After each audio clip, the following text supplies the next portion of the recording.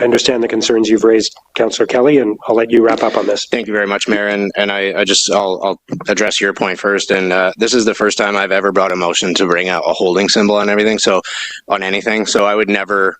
I understand your point. We could make this argument at every development, but not every development is a 250 megawatt, 256 container industrial scale battery energy storage system in rural Ottawa. So often this debate is contentious, and sadly most opposition to this project was framed as NIMBYism, or that it was based on misinformation and irrational fears. That is not true, and it is not a fair characterization of my community's concerns.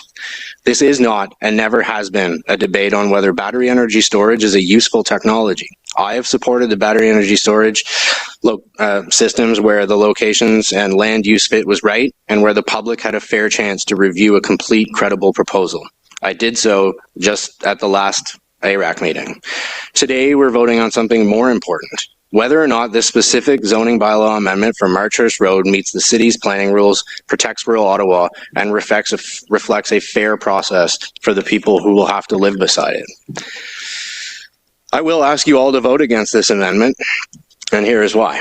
First, the zoning request, in my opinion, is premature under our own official plan. The official plan contains a specific policy for private principal battery energy storage facilities. It says zoning provisions must be established based on a review of key evidence, noise control, an environmental impact study, fire protection and emergency response plans, satisfactory to Ottawa Fire Services, and a commissioning and decommissioning plan.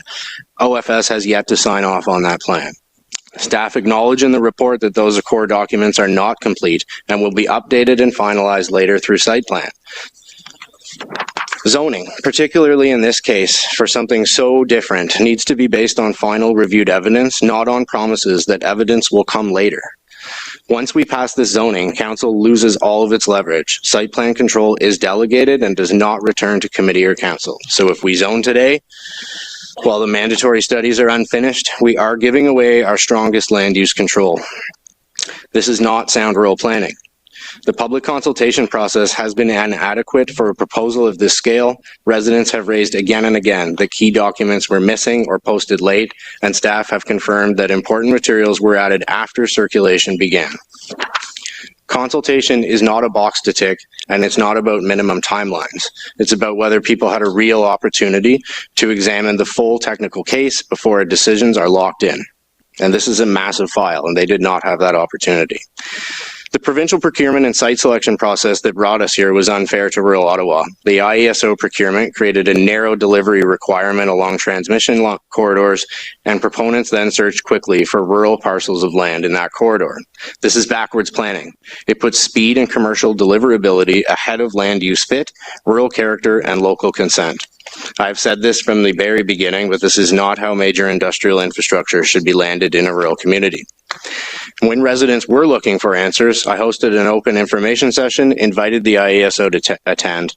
They refused. So the very body that drove the commercial logic and the location pressure behind this project did not show up to face the community when it was requested and required.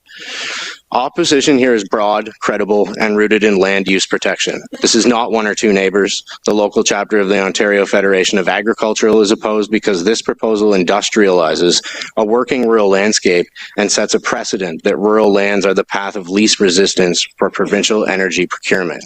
The Friends of the Carp Hills also opposed. That's our leading rural agricultural organization and a long-standing natural heritage stewardship group that are aligned in opposition.